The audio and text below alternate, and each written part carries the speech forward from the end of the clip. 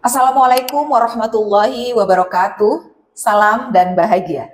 Saya Hidayati Ritonga, pengawas pendidikan dasar Kota Binjai. Pada video kali ini, saya akan menyampaikan praktik baik yang telah saya lakukan terkait dengan pendampingan dan pembinaan pembelajaran. Sebagai pengawas di satuan pendidikan, saat ini kita dihadapkan pada perkembangan zaman yang sangat cepat. Teknologi terus berkembang pesat, serta transformasi pendidikan yang berdampak dari tingkat daerah sampai tingkat pusat. Maka sebagai pengawas diharapkan mampu beradaptasi sesuai perannya dalam mengikuti perkembangan tersebut. Pengawas merupakan salah satu aktor dalam implementasi Merdeka Belajar melalui siklus pendampingan. Dalam proses pendampingan yang membersamai kepala sekolah untuk peningkatan kompetensi dan mutu layanan satuan pendidikan yang berpusat pada murid, tentunya diperlukan strategi dan metode yang relevan. Sebagai dasar untuk melakukan praktik baik ini, saya menggunakan data rapor pendidikan dari masing-masing sekolah dampingan saya. Data tersebut menjadi latar belakang saya untuk melakukan inovasi pada ranah pendampingan dan pembinaan kepala sekolah. Adapun tantangan yang harus saya jawab sebagai pendamping satuan pendidikan adalah yang pertama, meningkatkan kompetensi kepala sekolah baik dalam kepemimpinan, manajemen, maupun sebagai pemimpin pembelajaran. Yang kedua, melakukan evaluasi kinerja secara berkala. Aksi nyata yang dilakukan untuk menjawab situasi dan tantangan tersebut adalah dengan menerapkan strategi isi ATM. Identifikasi, sosialisasi, implementasi, amati, tiru, dan modifikasi. Beberapa aktivitas berikut ini adalah langkah-langkah yang saya lakukan dengan strategi isi ATM. Identifikasi. Pada sesi identifikasi ini, saya lakukan di awal pendampingan untuk mengetahui sejauh mana komitmen kepala sekolah untuk berubah. Komitmen tersebut dapat diketahui dari pola jawaban yang diberikan melalui Google Form. Setelah saya mendapatkan informasi terkait kebutuhan kepala sekolah, saya melakukan pendampingan sesuai dengan data tersebut. Tidak semua kepala sekolah memiliki kebutuhan pendampingan yang sama. Sebagai pendamping, saya juga melakukan diskusi berkala untuk memantau seberapa jauh program yang sudah dirancang dapat dilaksanakan. Dalam melakukan pendampingan, saya juga membagi para kepala sekolah menjadi dua level. Level berdaya dan berkembang. Kriteria kepala sekolah yang berdaya diantaranya memiliki visi dan misi yang jelas, berperan sebagai pemimpin pembelajaran yang dapat diandalkan dalam mewujudkan pembelajaran yang berpusat pada murid, serta memfasilitasi guru dalam meningkatkan kemampuan kolaborasi secara aktif.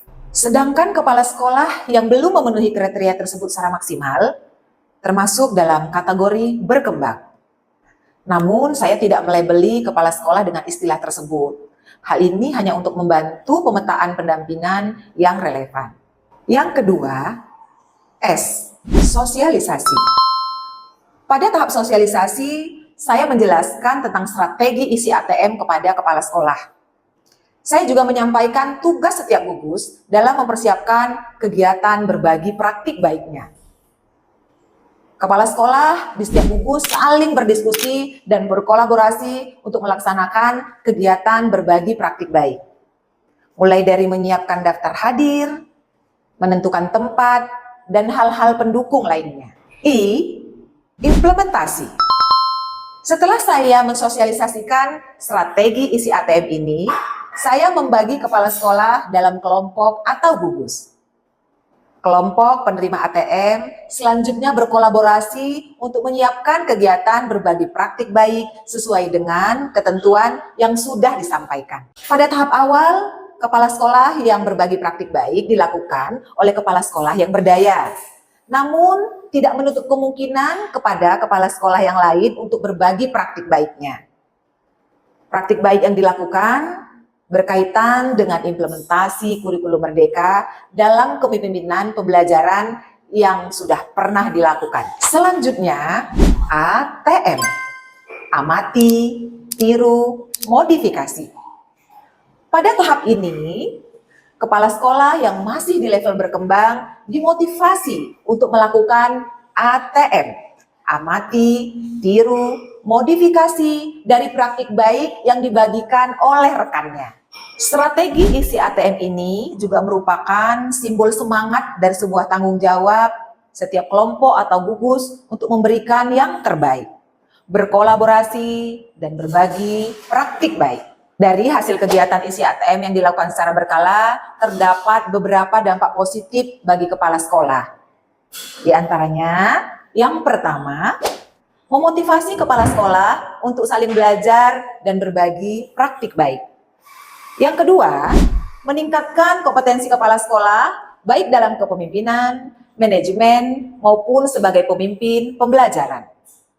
Dan dampak yang ketiga, melakukan evaluasi kinerja secara berkala berdasarkan pengalaman yang diperoleh dari praktik baik yang dilakukan. Dengan adanya proses isi ATM, yang nantinya menjadi siklus yang berulang, dapat meningkatkan kompetensi kepala sekolah secara bertahap dari level berkembang menjadi berdaya.